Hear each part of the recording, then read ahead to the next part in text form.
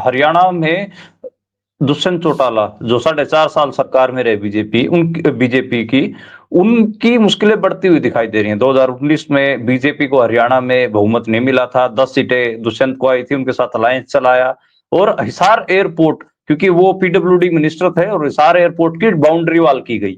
उसमें कहा जा रहा है कि 180 करोड़ की जो बाउंड्री वॉल की गई वो बिना नींव के ही कर दी गई, और उसपे दुष्यंत चौटाला को घेरने की तैयारी हो रही है। जो डीजीसीए है वो एयरपोर्ट निर्माण कार्य की जो गुणवत्ता है उससे खुश नहीं है। पीएम का आगमन भी नजदीक है, पीएम जो प्रधानमंत्री नरेंद्र मोदी हैं वो एयरपोर्ट पर आना चाहते हैं उसका उद्घाटन करने के लिए।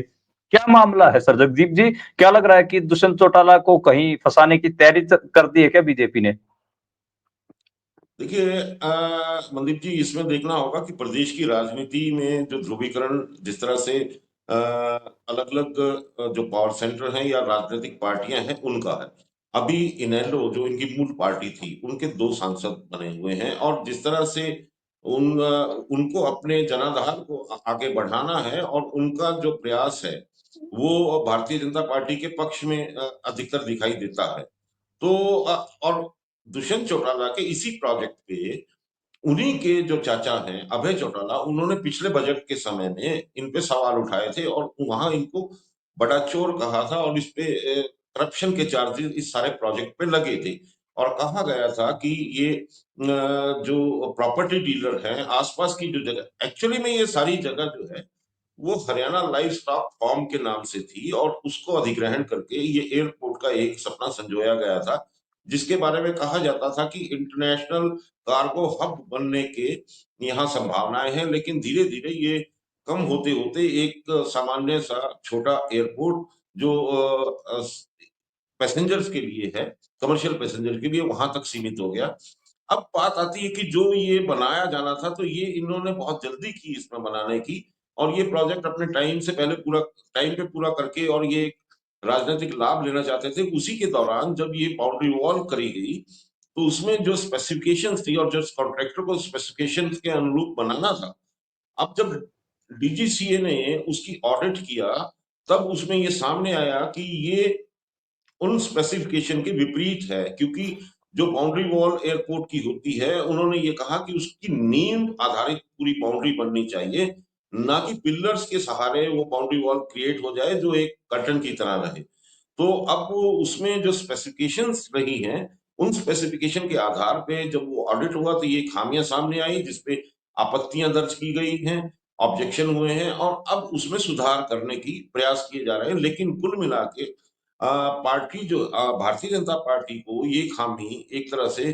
करप्शन के तरीके से दिखाई देती है। तो हो सकता है कि भारतीय जनता, और जैसे पिछली सरकार में मनोहर लाल खट्टर ने भी और नायब सैनी ने भी कहा था, अगर कोई भी एजेंसी व्यक्ति इस प्रकार की हमें कंप्लेंट देता है तो उसकी इंक्वायरी की जाएगी।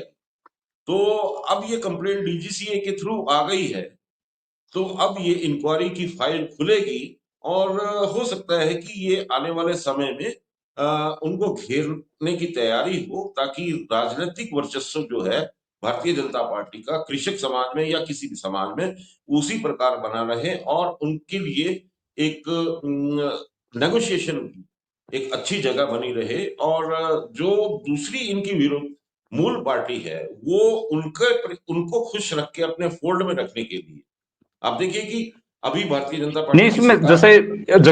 जगदीप जी मेरा व्यू दूसरा है। पहली बात तो ये कि 4.5 साल सरकार बीजेपी के साथ वो मिलकर चला रहे थे। अगर ऐसा कुछ था कि जो काम है उसकी गुणवत्ता में कमी थी तो उसी टाइम पे एक्शन होना चाहिए था।